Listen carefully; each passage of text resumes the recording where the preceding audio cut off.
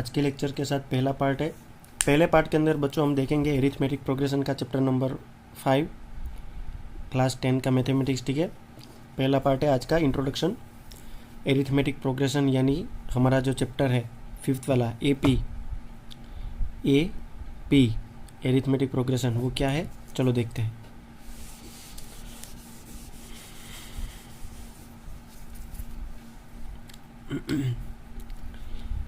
Arithmetic progression chapter को start करने से पहले आप लोगों को मैं एक एग्जांपल दूंगा।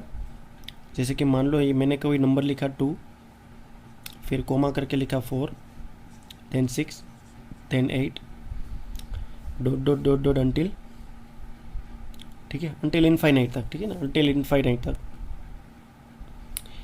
तो ये जो नंबर है 2, 4, 6, 8, 10 ऐसे चलता जा रहा है।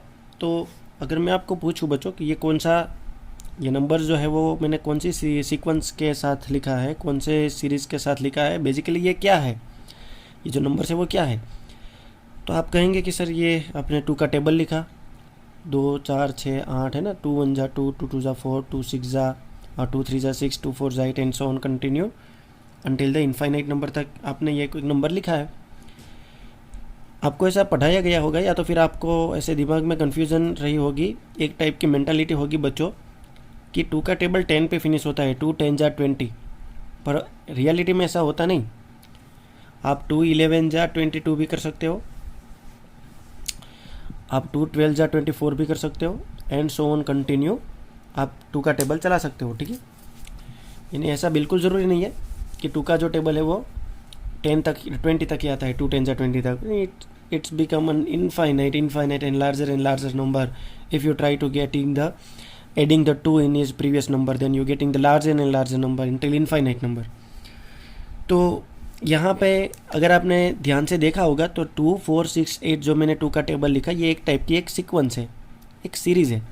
तो ये जो सीरीज़ है, इस सीरीज़ में खास ध्यान देने वाली बात ये है बच्चों कि अगर मैं ये पिछला वाला टर्म्स को, ये जो 2 4 6 8 है, इसमें ये जो 2 है, 2 को मैं कहता हूँ फर्स्ट टर्म। ठीक है, क्या बोलता हूँ इसको मैं, फर्स्ट टर्म बोलूँगा। 4 है, 4 मेरे लिए होगा सेकेंड टर्म। 6 जो है, 6 मेरे लिए होगा थर्ड टर्म, ये फोर्थ टर्म, उसके बाद fifth term, sixth term, seventh term, ऐसे ही कंटिन्यू चलता जाएगा। तो बच्चों दूसरा क्वेश्चन अगर मैं पूछूँ आप लोगों को कि 2 4 6 8 वाला ये जो सीक्वेंस है, मानो 2 का जो टेबल है, इस टेबल के अंदर कॉमन डिफरेंस कितना होगा।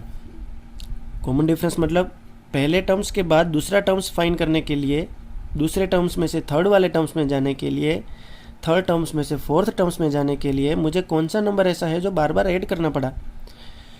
आप कहेंगे सर बड़ा सिंपल है ये तो, है ना, बड़ा सिंपल है, आपने 2 2 ऐड कर दिया तो आपका काम बन गया। तो यहाँ पे बच्चों अगर मैं कोई भी नंबर्स को पिकअप कर लूँ, मान लो मैंने 4 को पिकअप किया और 4 के आगे वाला नंबर, ठीक है, 4 के आगे वाला नंबर यानी प्रेसेंडिंग नंबर, ऐसे प्रेसेंडिंग नहीं कहते, 4 के जस्ट उसके नेक्स्ट वाला जो टर्म्स है उसको मैंने पिकअप कर लिया माइनस करके। तो इसका जो रिजल्ट मिला इसको मैं डी कहूँगा, यानी कॉमन डिफरेंस। कॉमन डिफरेंस मुझे कितने मिलेगा बच्चों, 2 मिलेगा। क्या हर एक जगह पे 2 मिलेगा? हाँ, हर एक जगह पे 2 मिलेगा। देखिए ये वाले नंबर में से ये नंबर को सब्ट्रैक्ट करूँ, 8 को मैंने उनमें से सब्ट्रैक्ट करूँ 6 को, तो डिफरेंस कितना मिला बच्चों, +2 का मिला। 6 में से अगर 4 को सब्ट्रैक्ट करूँ, 6 में से अगर किसको सब्ट्रैक्ट करूँ बच्चों, 4 को सब्ट्रैक्ट करूँ, तो वापस मुझे 2 मिलेगा। पिछले वाला टर्म में से कोई अगले वाला टर्म को सब्ट्रैक्ट करने से जो भी सीक्वेंस होती है, सीक्वेंस, ठीक है ना, ढंग से लिखी गई हुई इस प्रकार की सीक्वेंस होती है, उसका कॉमन डिफरेंस मिलता है। ये बात तो आपको समझ में आ गई, बहुत अच्छा। ठीक है, तो आप लोगों को जिस दिन भी कोई सीक्वेंस दी जाती है, ध्यान से सुनिएगा मेरी बात, जिसका अगर आप second term minus first term, second term minus first term करने के बाद आपको जो भी सीक्वेंस दी जाती है उनमें से कोई भी सीक्वेंस में से second terms minus first terms करने के बाद आपको जो डिफरेंस मिलता है, कोई ना कोई नंबर कांस्टेंट मिलता है जो नंबर, वो हर एक सेकेंड टर्म और हर एक पिछले टर्म्स, हर एक सेकेंड टर्म्स और हर एक उसके फर्स्ट टर्म्स में ये अगर डिफरेंस, ये जो डिफरेंस है वो डिफरेंस हर एक दो टर्म्स के लिए ये डिफरेंस कॉमन आ रहा है, तभी हम कहेंगे कि हमारी जो गिवन सीक्वेंस है वो क्या है, एरिथमेटिक प्रोग्रेशन है। एरिथमेटिक क्या है, प्रोग्रेशन है। समझ में आई बात बच्चों? यानी 4 में से अगर 2 को सब्ट्रैक्ट करो और जो मुझे नंबर मिला वही नंबर मुझे 6 में से 4 को सब्ट्रैक्ट करने के बाद मिलना चाहिए था, वही नंबर मुझे 8 में से 6 को सब्ट्रैक्ट करने से के बाद मिलना चाहिए था, एंड सो ऑन कंटिन्यू मिलना चाहिए। मुझे हर एक बार चेक करने की ज़रूरत नहीं है, पर अगर मुझे क्वेश्चन दिमाग में डेवलप हुआ कि मुझे कोई सीक्वेंस दी जाती है इस टाइप की, वो सीक्वेंस एरिथमेटिक प्रोग्रेशन है कि नहीं, तो मैं कैसे फाइंड कर सकता हूँ? इस प्रकार से। ये जो डी है, इस डी को कहते हैं कॉमन डिफरेंस। कहाँ पे लिखूँ? इधर लिख सकता हूँ। ये जो डी है ना, इस डी को बोलते हैं हम कॉमन डिफरेंस। ठीक है, कॉमन डिफरेंस। मैंने लिखा शॉर्ट में, it's be nothing but difference. Common difference है। कॉमन डिफरेंस हर एक जगह पे आना चाहिए, तभी वो एपी होगा। तो पहली बात आपको समझ में आ गई होगी, एरिथमेटिक प्रोग्रेशन बनने के लिए आप लोगों के पास कॉमन डिफरेंस होना अति आवश्यक है। मान लो वापस मैं एक एपी बना देता हूँ, 3, 5, 11, 12, 15 एंड सो ऑन कंटिन्यू। प्यारे बच्चों ध्यान से देखिएगा, क्या ये एपी है? मतलब क्या ये जो प्रोग्रेशन चल रहा है वो एरिथमेटिक प्रोग्रेशन है? एरिथमेटिक प्रोग्रेशन है, यानी एपी है कि नहीं है? एरिथमेटिक प्रोग्रेशन को शॉर्ट में बोलते हैं एपी। क्या ये एपी है कि नहीं है? तो आपको पहले D1 फाइंड करना है। 5 - 3 यानी second term minus first term.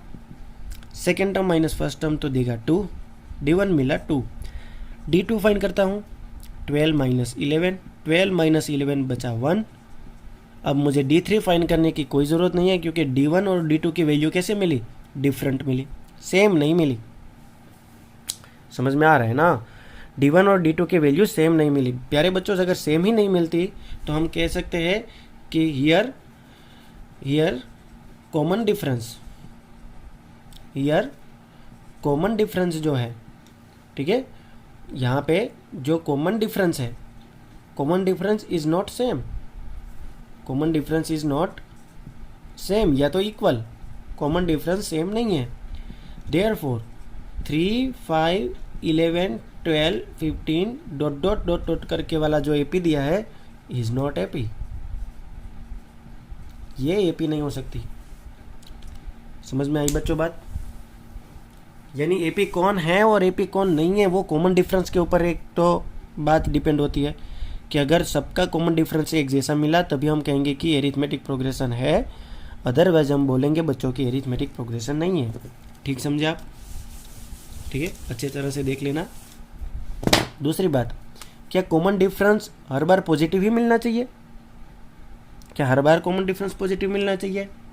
मान लो कि वापस मैं एक एपी बना देता हूँ बच्चों, -2, -4 और कोई ना क्यों 2 के ऊपर टूट पड़े, -3, -6, -9, -12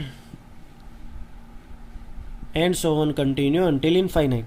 तो यहाँ पे कॉमन डिफरेंस देखते हैं, D = second term minus first term, second term minus first term. This is a formula for find the common difference for given AP. अगर एपी होगी तो कॉमन डिफरेंस सबकी जगह पे सेम मिलेगा। तो प्यारे बच्चों ये फॉर्मूला है जो आपको याद रखना है, common difference second term minus first term. प्यारे बच्चों सेकेंड टर्म कितना है? -6 है। फर्स्ट टर्म कितना है? -3 है।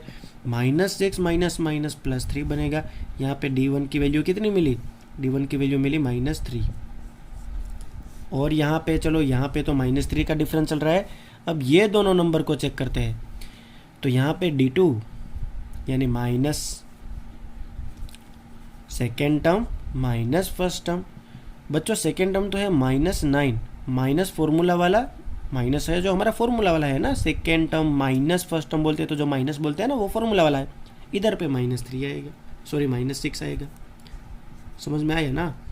तो -9 माइनस माइनस +6, तो इट बिकम्स -3 अगेन। D2 कितना मिला? -3 मिला।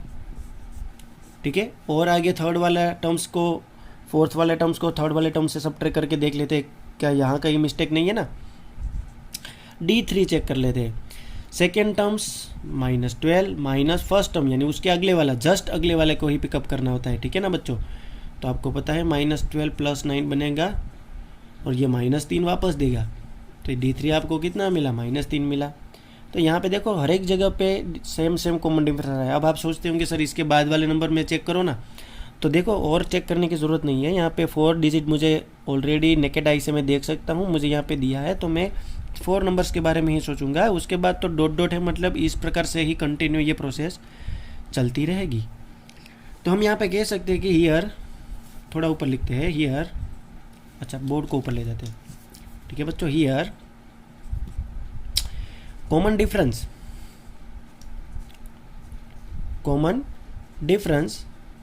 Here common difference is same bracket में लिखना है D = -3, D = -3, इस प्रकार से लिखना हो तो लिख सकते हो। हर एक बार D क्या आता है? कॉमन डिफरेंस -3 होता है। Therefore given AP, given sequence is AP। दी गई हुई आप लोगों को जो सीक्वेंस है प्यारे बच्चों, वो सीक्वेंस AP है। ठीक है, तो आपने देखा यहाँ पे सीक्वेंस पे इसके पहले वाले एग्जांपल में सीक्वेंस पॉजिटिव मिली थी 2 2 2, यहाँ पे नेगेटिव डिफरेंस मिला। सॉरी, पिछले वाले एग्जांपल के अंदर डिफरेंस पॉजिटिव मिला था, इधर पे नेगेटिव मिला। सॉरी, तो कॉमन डिफरेंस जो है वो नेगेटिव भी हो सकता है, पॉजिटिव भी हो सकता है। ठीक है ना, नेगेटिव भी हो सकता है, पॉजिटिव भी हो सकता है। डिफरेंस है वो नेगेटिव पॉजिटिव हो सकता है। उससे आगे देखते हैं हम, मान लो एक दूसरी टाइप की AP में देखता हूँ, -3, या तो और कोई नंबर ले लेते हैं ना, माइनस के बाहर हर क्यों 5 डिफरेंट टाइप की AP लेते हैं। 1/2 डॉट, हर बार 1/2 है। क्या ये AP है? क्या गिवन सीक्वेंस इज AP? क्या इसको हम AP कहेंगे? तो AP बनने के लिए तो हमारे पास एक ही कंडीशन है कि उसका भाई कॉमन डिफरेंस जो होता है ना, कॉमन डिफरेंस सेम आना चाहिए। ठीक है, तो हर बार यहाँ पे जो 1/2 है, तो मैं यहाँ पे D लगाऊंगा। 1/2 यानी second term minus first term, 1/2 minus 1/2 getting 0। अब यहाँ पे भी देख लो ये दोनों को, D = ये सेकेंड टर्म वाला, उसके फर्स्ट वाला मतलब ये वाला, ये दोनों का डिफरेंस निकालने जा रहा हूँ, तो ये माइनस ये माइनस ये करेंगे तो मिलेंगे वापस 0। ठीक है, यहाँ पे भी डिफरेंस करेंगे, थर्ड वाला फोर्थ वाला टर्म्स माइनस थर्ड वाला टर्म्स, यानी 1/2 अगेन माइनस 1/2 इट्स गेटिंग। तो आपने देखा हर बार D की वैल्यू कितनी मिलती है? 0 मिलती है। तो कॉमन डिफरेंस चाहे नेगेटिव मिले, पॉजिटिव मिले या 0 मिले, मिला तो सेम ना, बस मिला सेम तो हमारा काम बन गया। कॉमन डिफरेंस मैं हर बार नहीं लिखूंगा। ठीक है, अब कॉमन डिफरेंस यहाँ पे सेम है, तो गिवन सीक्वेंस इज AP। ठीक है, तो यहाँ पे आप लोगों को एक बात याद रखनी है कि कॉमन डिफरेंस जो होता है, जिसको हम D बोलते हैं, कॉमन डिफरेंस जो होता है D, वो पॉजिटिव भी हो सकता है पहली बात, या तो कॉमन डिफरेंस 0 भी हो सकता है, या तो कॉमन डिफरेंस नेगेटिव भी हो सकता है। यानी कॉमन डिफरेंस चाहे 0 हो, पॉजिटिव हो या नेगेटिव हो, उससे हमें कोई मतलब नहीं है, हो सकता है, इसमें कोई प्रॉब्लम वाली बात नहीं है। AP है कि नहीं वो इसके ऊपर चेक करते हैं हम, इसके बेस पर हम चेक करके दिखा सकते हैं कि AP है या नहीं है। ठीक है, आपको समझ में आ गया होगा आई थिंक। एरिथमेटिक प्रोग्रेशन के अंदर और दूसरी बात करता हूँ बच्चों, आप देख लीजिए, जैसे कि मैंने कोई AP लिखी जो AP है ही, जैसे कि 4 6 9 8 10 एंड सो ऑन कंटिन्यू। तो आप यहाँ पे देख रहे हो ये कोई टेबल नहीं है, किसी का टेबल नहीं है, पर यहाँ पे कॉमन डिफरेंस हर एक जगह पे सेम है। देखो ऑर्डर कर रहा है, 6 - 4 करेंगे तो 2 मिलेगा ना, 8 - 6 करेंगे तो 2 मिलेगा ना, 10 - 8 करेंगे तो भी आपको 2 ही मिलेगा। यानी हर एक जगह पे कॉमन डिफरेंस 2 का है, तो ये AP है।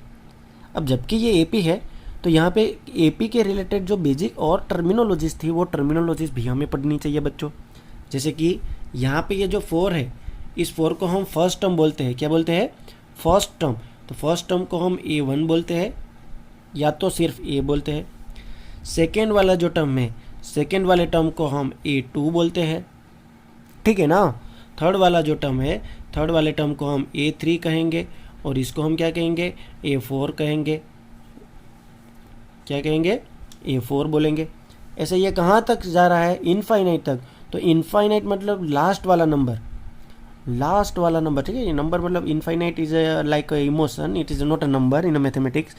कोई कहता है कि इनफाइनाइट की वैल्यू मान लो समथिंग लाइक नंबर जितनी है, तो है ना, इंसान पूरा गलत है, ऐसा नहीं हो सकता। इनफाइनाइट के बच्चों देखिए कोई वैल्यू नहीं होती।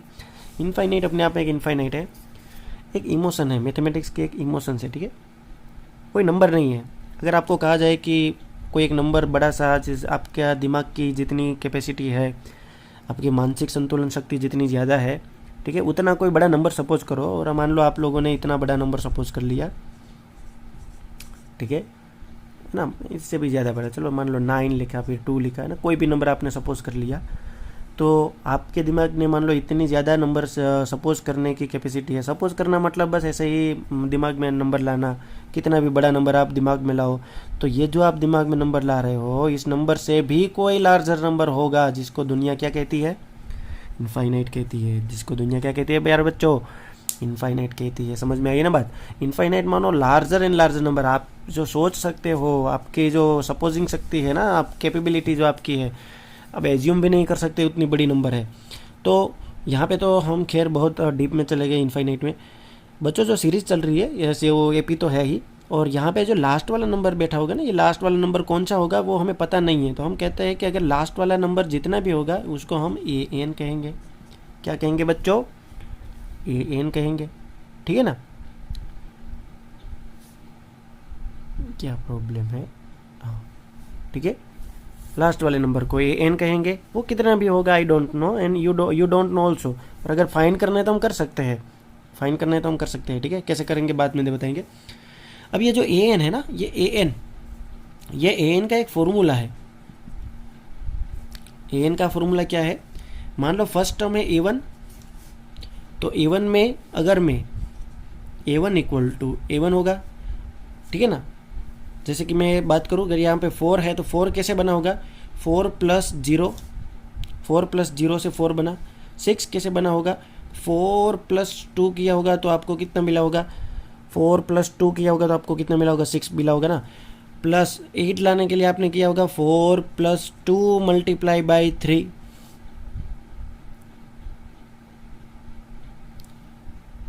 एक सेकेंड, 2 1 जा 2D, 4 + 2, ठीक है, 4 + 2। फिर यहाँ पे आपको से 8 लाने के लिए, ऐसा 8 लाने के लिए आपने क्या किया होगा? तो यहाँ पे 2 × 2 करो तो क्या होगा? 2 2 जा 4, 4 + 4 8 होगा। यहाँ पे मैं कर सकता हूँ, जैसे कि पहले से लिखूँ 4 + 0 × 2, तो मुझे 4 मिला होगा। फिर क्या करो बच्चों? 4 + 1 × 2, 1 × 2, 4 + 2 × 2, 4 + 3 × 2, and so on continue until infinite. तो देखिए ना, 0 2 जा 0, 0 2 जा 0, 0 + 4 कितना होगा? 4 होगा ना। 2 1 जा 2, 2 + 4 कितना होगा? 6 होगा ना। 2 2 जा 4, 4 + 2 4 5 6, 2 2 जा 4, 4 + 4 8 होगा ना। 3 2 जा 6, 6 + 4 10 होगा ना बच्चों।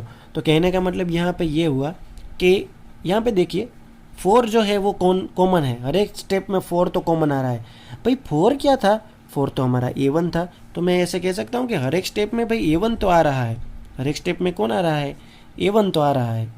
प्लस ध्यान देना, अभी फॉर्मूला बन जाएगा, पता भी नहीं चलेगा। 0 1 2 3 क्या है? तो देखिए, अगर मैं पहले टर्म्स की बात करता हूँ तो मैं 0 लेता हूँ, अगर मैं दूसरे टर्म्स की बात करता हूँ तो 1 लेता हूँ, तीसरे टर्म की बात करता हूँ, थर्ड वाले टर्म को, तो मैं 2 लेता हूँ, ब्रैकेट के अंदर मैं 2 लेता हूँ, ठीक है ना। ब्रैकेट के अंदर मैं कितना लेता हूँ बच्चों? ब्रैकेट के अंदर 2 लेता हूँ। अगर फोर्थ वाले टर्म्स की मैं बात करने जाऊँ तो ब्रैकेट के अंदर मैं 3 को पिकअप करता हूँ, यानी फोर्थ वाला होता है तो 3, 8 वाला टर्म्स यानी थर्ड वाला टर्म होता है तो 2 पुट करना है, सेकेंड वाला टर्म है, देखो यहाँ पे 8 2 है, सेकेंड वाला टर्म है तो 1, थर्ड वाला टर्म है तो 2, फोर्थ वाला टर्म है तो 3। तो मैं कह सकता हूँ कि ये जो ब्रैकेट में ये हम लिखते हैं, हर एक की जगह पे A1 आता है, हर एक की जगह पे A1 आता है, प्लस ब्रैकेट में जो नंबर लिखते हैं, ये ब्रैकेट में नंबर लिखने वाला नंबर कहाँ से आता है, तो जितना वाला नंबर है, जितने नंबर का टर्म्स है, मान लो थर्ड वाले नंबर का टर्म है तो ब्रैकेट में 2 रखूँ, फोर्थ वाले नंबर का टर्म है, फोर्थ टर्म है तो ब्रैकेट में 3 लिखा। तो यहाँ पे जितने नंबर ऑफ टर्म्स है उनमें से एक घटता है, एक डिक्रीज होता है, देखिए ना, एक घटता है ना, डिक्रीज होता है। तो अगर nth वाला नंबर होगा तो यहाँ पे n में से एक डिक्रीज करूँगा। बात पकड़ में आ गई ना, समझ में आई बात बच्चों। मल्टीप्लाई बाई 2 2 2 2 हर एक बार है, तो 2 तो मेरे लिए क्या था, 2 तो मेरे लिए डिफरेंस था, इस एपी का डिफरेंस था ना। So this is a what, this is a standard formula for find the nth term of AP, nth term of AP. कोई भी एपी का लास्ट वाला टर्म्स आपको फाइंड करना है तो आप इस फॉर्मूले से फाइंड कर सकते हो, समझ में आई बात। जहाँ पे ये ए एन का मतलब क्या होता है, ए एन का मतलब होता है लास्ट टर्म, लास्ट टर्म, ठीक है। A1 को कहते हैं first term, first term. n को कहते हैं number of total terms, number of terms. और d को क्या कहते हैं, कॉमन डिफरेंस, कॉमन डिफरेंस। मेरी हैंड राइटिंग थोड़ी आपसे ज़्यादा अच्छी है तो आप कोऑपरेट कर लेना, ठीक है बच्चों। डी को कहते हैं कॉमन डिफरेंस।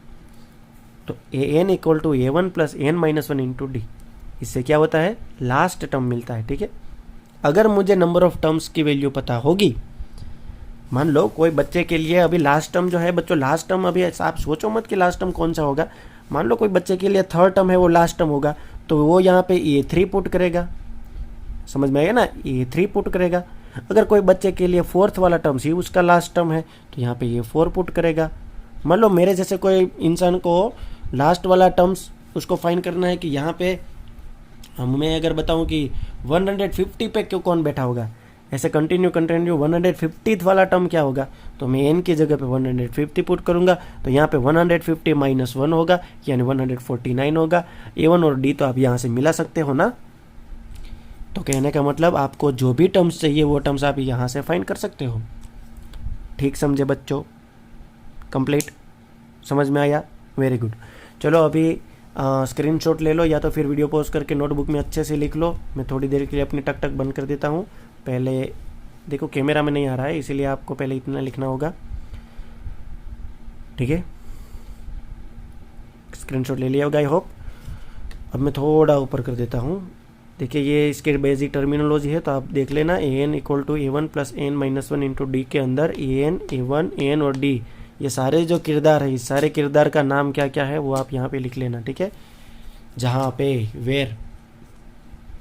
वेर ये सारे लोगों का नाम इस प्रकार से हमने डिफाइन किया है, ठीक समझे आप, अच्छी बात है। चलो रफ कर देते हैं, आगे बढ़ते हैं।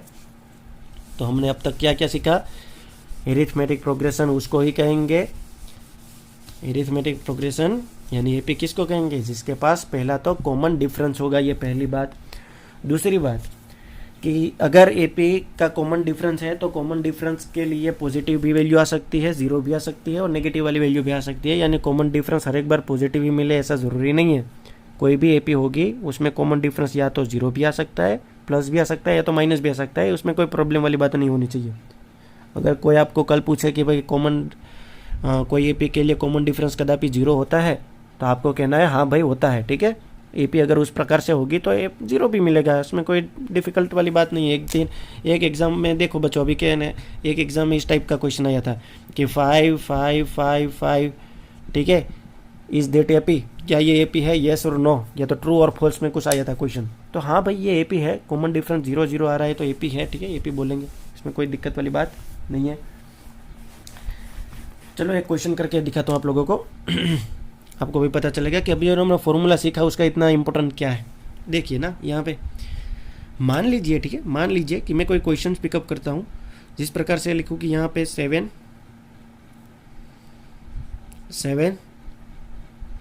8 9 10 11 12 13 14 15 16 17 18 19 0 0 0 dot dot dot dot dot not 0 0, my mistake, ठीक है, माफ़ करना।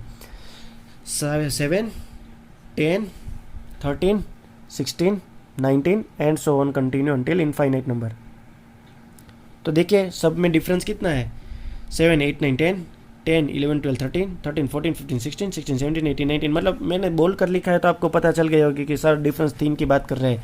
पर अगर हम प्रॉपरली फाइंड करें, अच्छा इसमें क्वेश्चन में फाइंड क्या करना है, आपको क्वेश्चन ने कहा फाइंड द, ठीक है, 25th term of an AP. भाई ये जो एरिथमेटिक प्रोग्रेशन दिया है आप लोगों को, उसका 25th वाले टर्म्स कौन सा होगा। जिस प्रकार से फर्स्ट टर्म कौन सा है 7, सेकेंड टर्म कौन सा है 10, थर्ड टर्म कौन सा है 13, फोर्थ टर्म कौन सा है 16, फिफ्थ टर्म कौन सा है 19, ऐसे 25th टर्म्स वाला कौन सा होगा। यानी 25, मैं मेरी लैंग्वेज में अगर बोलूँ तो पहली चेयर पे कौन बैठा है 7, दूसरी चेयर पे 10, थर्ड वाली चेयर पे, कुर्सियाँ कहते हैं ना हम गुजराती हिंदी में, ठीक है, ये फोर्थ वाली कुर्सी पे 16 बैठा, फिफ्थ वाली चेयर पे 19 बैठा, ऐसे 15th वाली जो चेयर होगी, ठीक है, उसके ऊपर कौन सा मेहमान बैठा होगा, कौन सा नंबर बैठा होगा, वो हमें पता कराना है। ठीक है, तो हम प्रॉपरली चलेंगे। यहाँ पे डिफरेंस डी इक्वल टू पहले हम फाइंड कर लेते हैं। चलो बच्चों, पहले तो A1 कितना है, A1 आपके पास है 7, ठीक है, फिर डिफरेंस कितना है, तो डिफरेंस आप second term minus first term करते हैं तो आपको मिलता है 3 का, डिफरेंस आपके पास 3 है। और n की वैल्यू कितनी है, n यानी नंबर ऑफ टर्म्स, आपको 25th वाले टर्म्स की बात करनी है तो n की वैल्यू आप टेक करेंगे 25। Now let us the formula we have an equal to a1 plus n minus 1 into d. So an is nothing but 25, then we can put here a25 equal to a1 plus 25 minus 1, 25 में से एक जाएगा तो रहेगा 24 into D. समझ में आई बात, 25 में से एक घटा ना, यहाँ पे n की वैल्यू 25 है तो यहाँ पे मैं 25 पुट करूँगा, 25 माइनस 1 कितना होता है, हाँ 24, इक्वल टू के नीचे इक्वल टू, प्यारे बच्चों a1 की वैल्यू आपको पता है, हाँ पता है 7, यहाँ पे पुट कर दो, plus 24 as it is into D, D कितना होगा 3 का, तो यहाँ पे 3 पुट कर दो। तो बच्चों a25 आपको कितना मिला, देखिए ना, 7 एज इट इज़ प्लस 24 में से 3 सब्ट्रैक्शन करेंगे तो कितना होगा, सॉरी सब्ट्रैक्शन क्या, मल्टीप्लाई करेंगे तो 4 3 जा 12, 1 कैरी, 3 2 जा 6 एंड 7, 72 में 7 ऐड कर दीजिए तो a25 इक्वल टू आपको मिला 7 8 एंड 9, 79, यानी 25th वाला टर्म्स कौन सा होगा, 79 होगा। समझ में आया, 25th वाली चेयर पे कौन बैठा होगा, 79 बैठा होगा। और ये फॉर्मूला काम करता है, ठीक है, ये काम करता है, इम्पोर्टेंट है। तो आपको पता चल गया होगा कि किस प्रकार से यहाँ पे क्वेश्चंस करने हैं, ठीक है। चलो आपको स्क्रीनशॉट लेना है तो स्क्रीनशॉट ले लीजिए, फिर एक दूसरे टाइप के सम की हम बात करेंगे।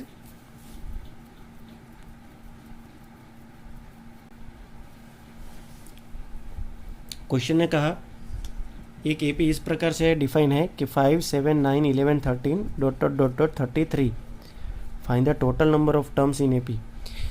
बच्चों पहले टर्म से लेकर, पहला टर्म 5 है, सेकेंड टर्म 7 है, थर्ड टर्म 9 है, फोर्थ टर्म 11 है, फिफ्थ टर्म 13 है, फिर वापस कोई टर्म्स बीच में आते होंगे और एक लास्ट टर्म आया 33, मतलब 33 है वो लास्ट चेयर पे बैठने वाला मेंबर है। जैसे अभी हमको पता चला था ना कि a25 इक्वल टू 79, मतलब 25 वाली चेयर पे कौन बैठा होगा, 79 बैठा होगा, 25 वाले टर्म्स पे कौन होगा, 79 होगा। ऐसे कोई एक टर्म्स ऐसा है जिसके ऊपर 33 बैठा है, ठीक है। अब मुझे फाइंड करना है total number of terms in the AP, मतलब यहाँ से लेकर यहाँ तक टोटल कितने टर्म्स होंगे, ठीक है। तो देखिए 1 2 3 4 5, फिर बीच में तो कितने होंगे आई डोंट नो, पर लास्ट पे मुझे पता है कि 33 अगर बैठा है तो यहाँ पे लास्ट टर्म को मैं क्या कहता हूँ, a1 हुआ मेरा 5, गिवन डेटा में लिख रहा हूँ, ठीक है, सॉल्यूशन का। डिफरेंस कितना हुआ देखिए ना 7, 5, 6 एंड 7, यानी हर एक में 2 का डिफरेंस है। आप देख भी सकते हो वीडियो पॉज करके। और ये जो वैल्यू है ना, ये वैल्यू यहाँ पे खास गौर करना, this is a not an. अगर आपने एन इक्वल टू 33 लिखा, आप डायरेक्ट कट गए यहाँ से मार्क्स। 33 कोई एक चेयर पे बैठा है, कोई एक नंबर पे बैठा है, कोई एक टर्म्स के नंबर पे बैठा है। जैसे पहले टर्म्स पे 5 बैठा है, सेकंड पे 7 बैठा है, थर्ड पे 9 बैठा है। ऐसा 33 कौन से टर्म पे बैठा होगा? इसका मतलब ये 33 मेरा लास्ट टर्म अगर है तो इसको मैं ये एन कहूँगा, नॉट एन। ठीक है, बार बार मैंने अभी जो बोला है वो रिपीट करिए वीडियो पॉज करके, अगर नहीं समझ में आया तो। सबसे ज़्यादातर बच्चे यहाँ पे कंफ्यूज होता है। अभी आप मेरे सामने लाइव पढ़ते हैं, ठीक है ना, ऐसे कोरोना जैसे माहौल नहीं होता तो आपको बढ़िया सा प्रैक्टिस करवाता। पर खैर अभी क्या ना, वीडियो लंबा बनेगा। यहाँ पे देख लीजिए, ए एन की वैल्यू 33 है ना, लास्ट टर्म है, तो मैं यहाँ पे लिखूँगा a n equal to A1 plus N minus 1 into d. A n की वैल्यू मेरे पास है, हाँ 33 है, तो मैं यहाँ इसकी जगह पे 33 पुट करूँगा। कई बच्चे 33 माइनस 1 करेंगे, जो गलत है। A1 की वैल्यू है 5 plus N minus 1। N minus 1 में कोई वैल्यू पुट नहीं करनी है, क्योंकि एन की वैल्यू मुझे फाइंड करनी है। एन क्या था? नंबर ऑफ टोटल टर्म्स था, इंटू डी। डी कितना है? 2 है ना। ठीक है, आगे बढ़ते हैं। 33 as it is, 5 as it is. बच्चों यहाँ पे मैं क्या लिख सकता हूँ, देखिए ना, यहाँ पे मैं लिख सकता हूँ ना 2n minus 2, 2n minus 2, 2n जा 2, माइनस माइनस माइनस 2n जा 2। 5 में से 2 की सब्ट्रैक्शन होगी, क्योंकि 2n तो सब्ट्रैक्ट नहीं हो सकता ना। 5 और 2n अनलाइक टर्म्स है, वैसे 2n और माइनस 2 भी अनलाइक टर्म है। आपको पता है, लाइक टर्म और अनलाइक टर्म मैंने बहुत बार पढ़ाया है आप लोगों को, आपको याद होगा। ठीक है, 5 में से 2 की सब्ट्रैक्शन होगी तो कितना बचेगा? 3 बचेगा। 3 प्लस 2n इक्वल टू कितना मिला? 33 मिला। इस साइड पे देख लीजिए, तो 33 इक्वल टू 3 प्लस अगर 2n होता है, यही फॉर्मूला इक्वेशन यहाँ पे लिखा, तो 33 माइनस 3 इक्वल टू 2n होगा, प्लस 3 इस साइड पे सब्ट्रैक्ट हो गया, तो 30 इक्वल टू 2n है, तो n की वैल्यू कितनी मिली? 15 मिली, क्योंकि 2 डिवाइड में जाएगा, 30 के डिवाइड में जाएगा, तो 30 डिवाइडेड बाई 2 कितना होगा? 15। यानी टोटल यहाँ से लेकर यहाँ तक 15 टर्म्स होंगे, और 15th टर्म पे कौन बैठा होगा?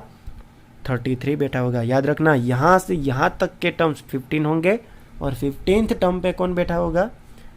33 बैठा होगा। तो आई होप यहाँ तक वीडियो लेक्चर्स के अंदर मैंने सारे टाइप के क्वेश्चंस ले लिए हैं बच्चों। ऐसा एक भी टॉपिक नहीं है कि हमने कोई क्वेश्चंस पिकअप ना किया हो। इस वीडियो लेक्चर्स के अंदर मैंने जो सारे टॉपिक्स ले लिए, ठीक है, तो आप लोगों को होमवर्क में दे सकता हूँ। देख लीजिए, होमवर्क आपके स्क्रीन के सामने है। एक्सरसाइज 5.1 का क्वेश्चन नंबर 2, क्वेश्चन नंबर 3 और क्वेश्चन नंबर 4 के सारे करने हैं। ठीक है ना, सारे के सारे क्वेश्चंस करने हैं, क्वेश्चन नंबर 1 नहीं करने हैं। ठीक है, 2, 3 एंड 4, 2, 3 एंड 4, 4 वाला होगा ना, देख लेता हूँ एक बार।